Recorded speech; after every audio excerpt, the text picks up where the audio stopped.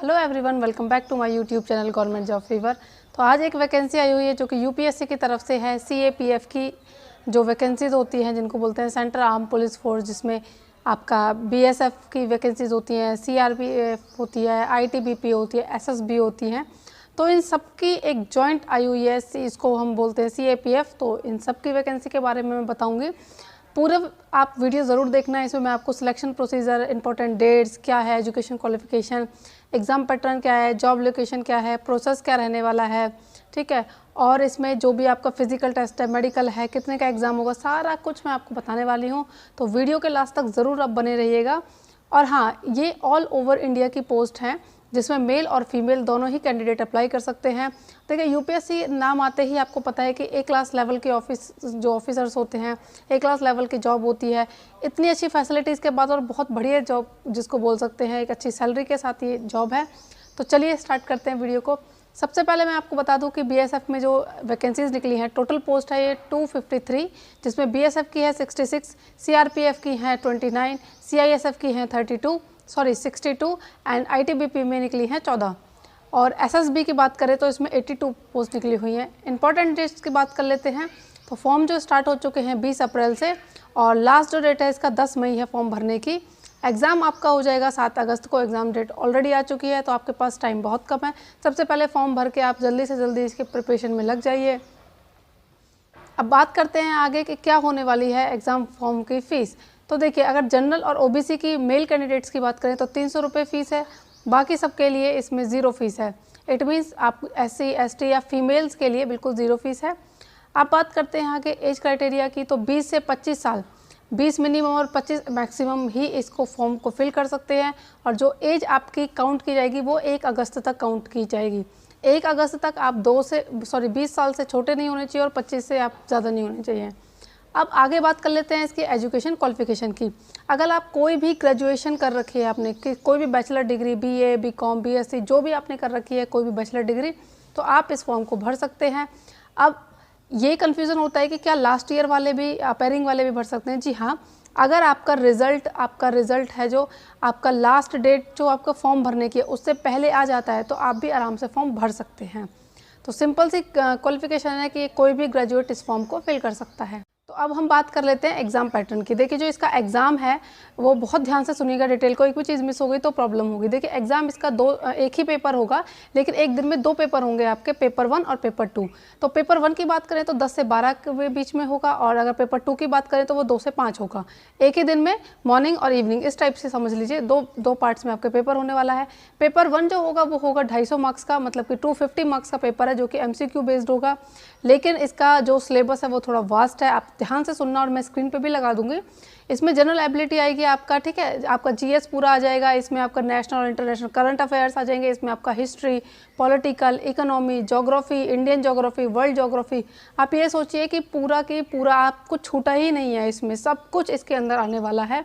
तो इसकी जो प्रिपरेशन है, जो पहले से थोड़ा बहुत कर रहे हैं, वो बहुत अच्छे से आप तैयारी में जुट जाओ। जो नहीं कर रहे हैं वो अपना बिल्कुल सिलेबस को फोकस होकर कर लीजिए, क्योंकि इसमें कुछ भी नहीं छूटा। आपका history, political ability, general ability, GS, current affairs type का हो गया, आपका history, political, economy, world history, geography, सब कुछ आने वाला है।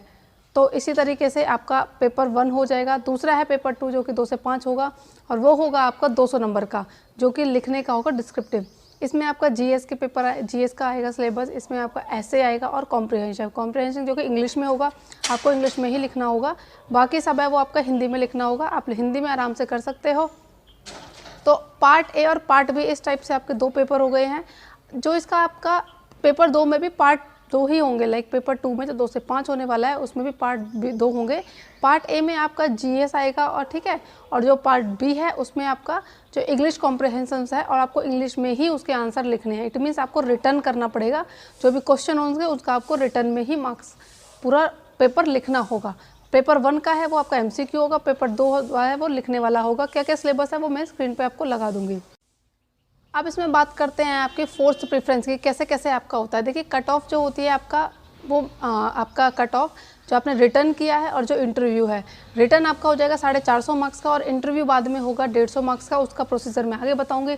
टोटल 600 मार्क्स का होगा और 600 मार्क्स में से आपकी जब कट ऑफ बनेगी तो आपसे प्रेफरेंस में मांगी जाएगी कौन से फोर्स को आप पहले प्रेफरेंस दे रहे हो। जैसी आपकी कट ऑफ होगी उसी के अकॉर्डिंग आपको वो फोर्स में ज्वाइनिंग मिल जाएगी। अब अगली बात करते हैं कि सेंटर्स की तो बात करें तो सेंटर्स की तो 45 से ज़्यादा सेंटर्स हैं ऑल ओवर इंडिया। इसमें आपको इस फॉर्म में यही है कि जो जितनी जल्दी पहले फॉर्म भरेगा और जो जिसको सेंटर जितनी जल्दी वो अलॉट हो जाएगा। इट मीन्स आप पहले फॉर्म भरेंगे और आपने वो सेंटर चूज़ किया है, आपने दिल्ली किया है तो आपको दिल्ली मिल जाएगा।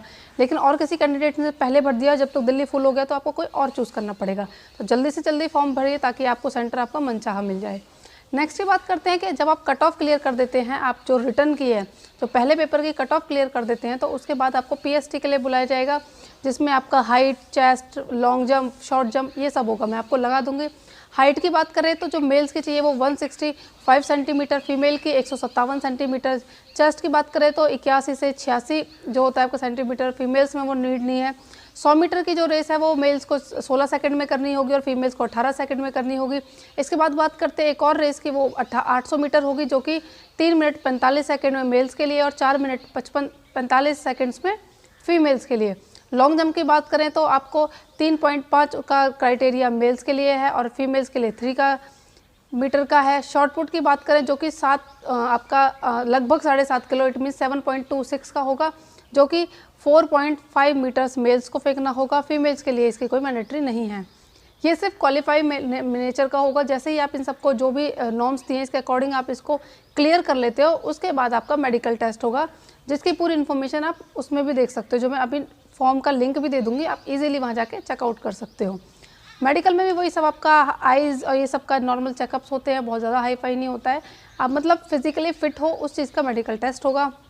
जब ये सब आप पूरा कर लेते हो क्वालिफाई, इतने सारे स्टेजेस एग्ज़ाम, उसके बाद आपका जो भी फिजिकल होने वाला है, उसके बाद आपका मेडिकल है, ये सब करने के बाद आप जाते हो इंटरव्यू के लिए। इंटरव्यू होता है आपका 150 नंबर का, जहाँ पे आपकी पर्सनैलिटी टेस्ट होता है, जो कि यूपीएससी पैनल देखिए सारे ही अच्छे होते हैं और सब में ही बहुत सही एक लेवल का इंटरव्यू होता है। घबराना नहीं है, अच्छे से तैयारी करके जाएंगे तो आपका हो जाएगा। बात करते हैं अगर सैलरी की, तो सैलरी आपकी 57,000 से शुरू हो जाएगी।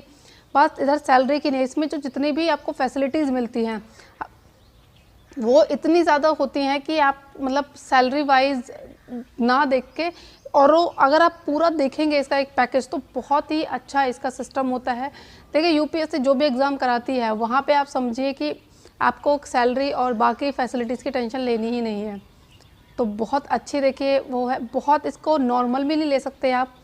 आजकल एक छोटे से छोटे एग्ज़ाम के लिए भी ना बच्चे इतना मेहनत कर रहे हैं, कट ऑफ्स इतनी जा रही है, इतना ज़्यादा पढ़ना पड़ रहा है, इतना वास्ट सिलेबस होता है।